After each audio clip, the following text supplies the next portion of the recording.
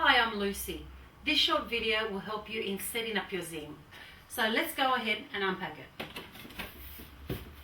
The Zing is out of the box, so now I'm going to remove carefully the foam pieces.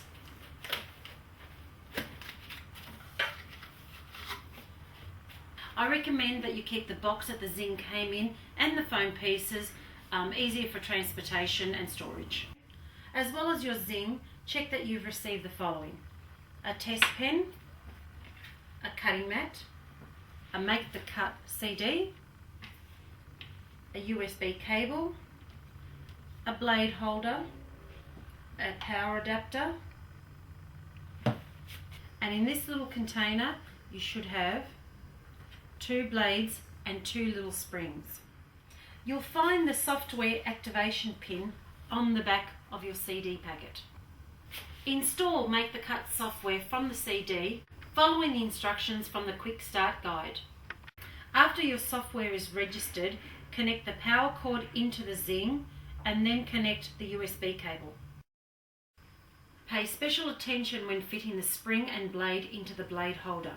Work with a blade holder over a cloth. It's much easier to find the tiny spring if it goes missing.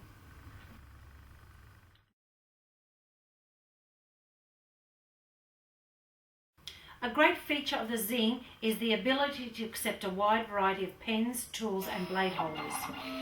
When you first start, I would recommend practicing with the test pen until you become familiar with the Zing.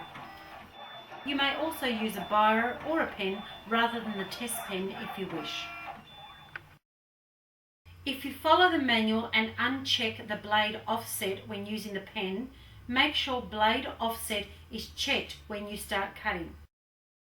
To work out how far out the blade needs to be, fold a scrap piece of card on itself and run the blade across it. The blade should only cut through the top layer. To extend the blade, turn the blade adjusting knob clockwise. Turning anti-clockwise will retract it.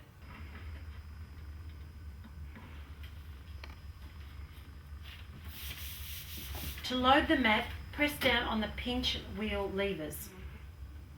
Feed the mat and lift both levers so the pinch rollers lock firmly onto the mat.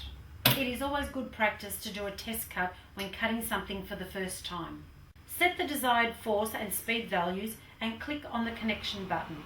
Choose the test cut you wish and wait for the results. If you're happy with the result, you are ready for your first cut.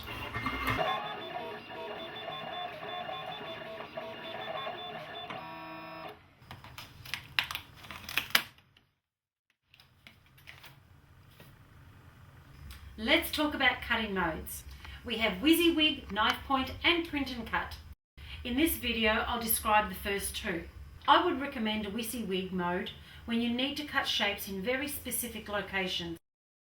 Shapes are cut based on where they are located on the virtual mat. When you're ready to cut or draw your design, select the Cut Project icon and click on the Set Blade Origin button. Using the on-screen arrows or the keyboard arrow keys, move the laser to the bottom right corner of your material. Now press Cut Project.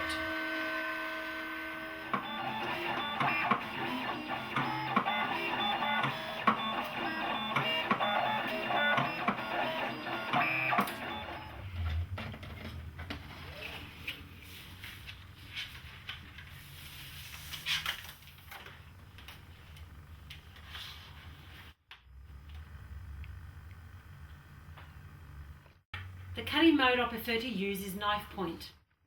In this mode, you move the blade to any point of the mat where your paper is and set the origin, and thus economising on material use.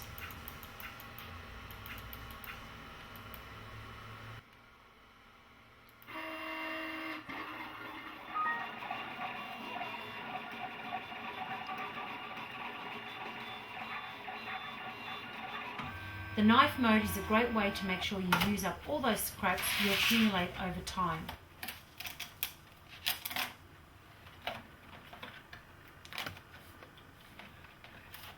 As your mat starts to lose its stickiness, the brayer is a great tool to have. When changing the cut speed setting, you will notice a huge difference between a setting of 9 and 10. I would use a super slow setting of 9 or below for chipboard. Most other media I would use 10 or more. When cutting chipboard, you might want to use masking tape along the sides of the board or make sure the pinch wheels travel over the media or both.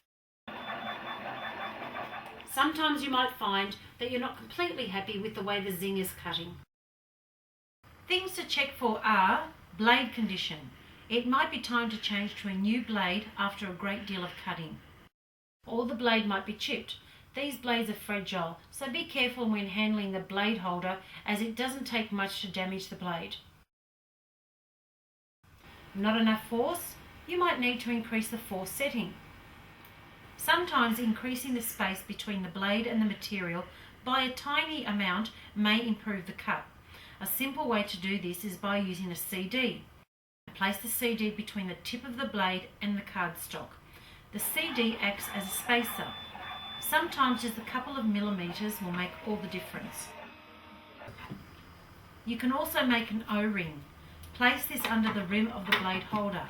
This will also have the effect of increasing the space. The double ring test cut fits exactly around the blade holder. Cut your double ring out of thick cardstock and place it on the blade holder. You may also want to use multiple rings to give you greater spacing.